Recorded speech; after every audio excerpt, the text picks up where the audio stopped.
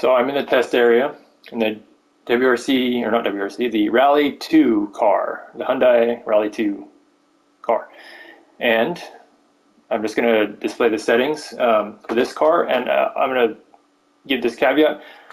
Basically, all the Rally1 settings are capable of being directly transferred to the Rally2 car because they're similar enough, except the gearing.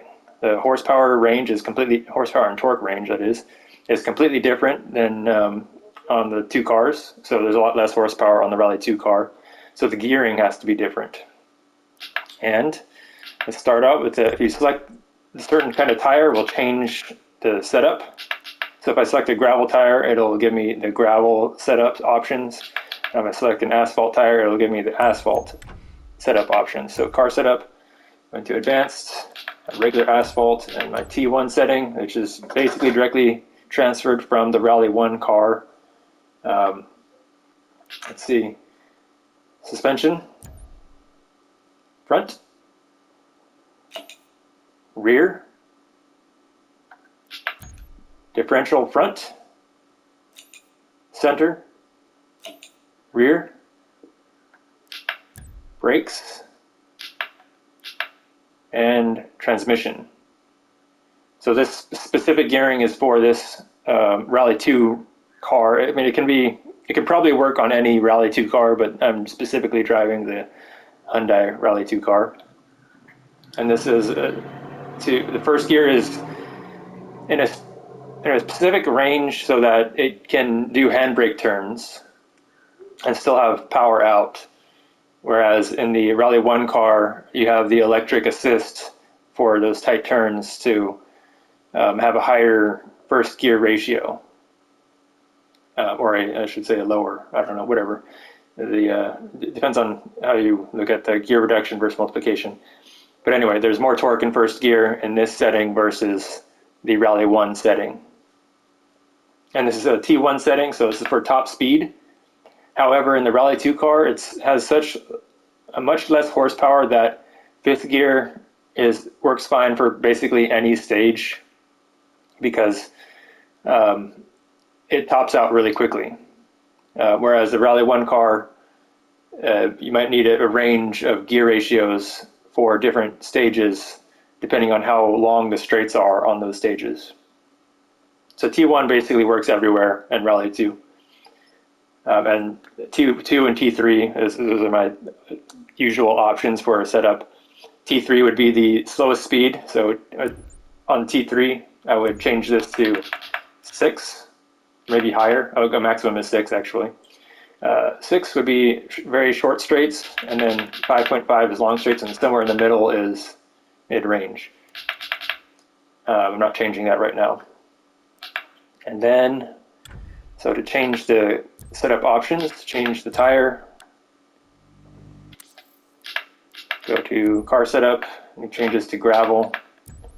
The G1 setting, same thing with the gearing, but I'm going to do everything else first. Suspension, front, rear, differential, front, center, rear, brakes, and transmission. And same thing if you want to do the gearing, you can change the final gear ratio to change basically just fifth gear. I mean, it changes everything, but it's mostly for adjusting fifth gear for the long straights without changing the spacing in between. Let's drive the gravel. Gravel's more interesting to look at. So I'm going to use the gravel setting and resume. Let's see. Start the car. I forget the layout of the map. So if I go a certain way, it'll take me to a gravel stage, or not gravel stage, but there it is. I think that's it.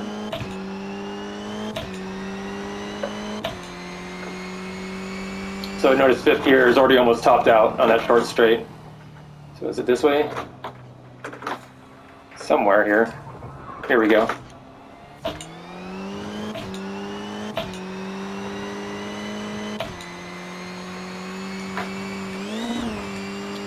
Notice I'm topped out in fifth gear really quickly. Whoa, just stay on the road. and it doesn't accelerate much more than that because there's not as much horsepower as the Rally1 car.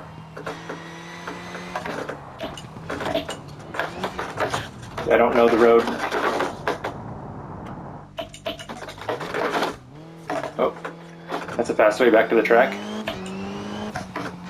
Okay, I'm going backwards now.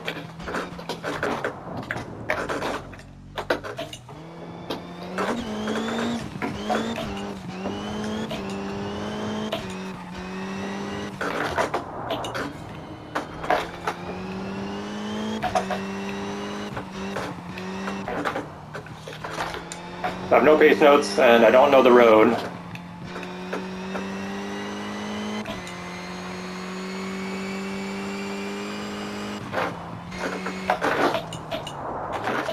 So that's going to happen.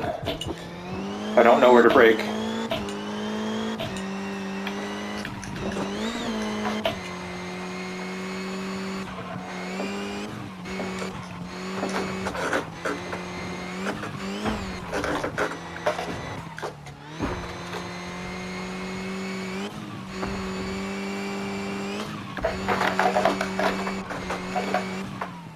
Oh, it's a big jump.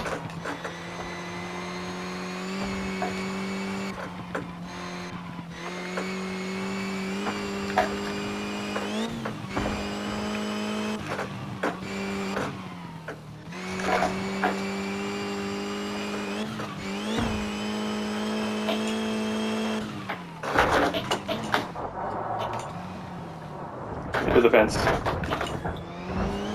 Let's try to shake that off. There we go.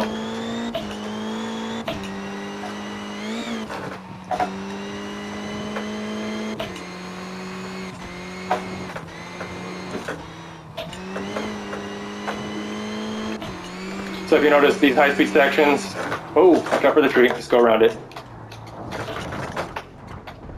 And roll the car. There's enough gear in fifth for the high-speed sections, but it still reaches fifth gear really quickly.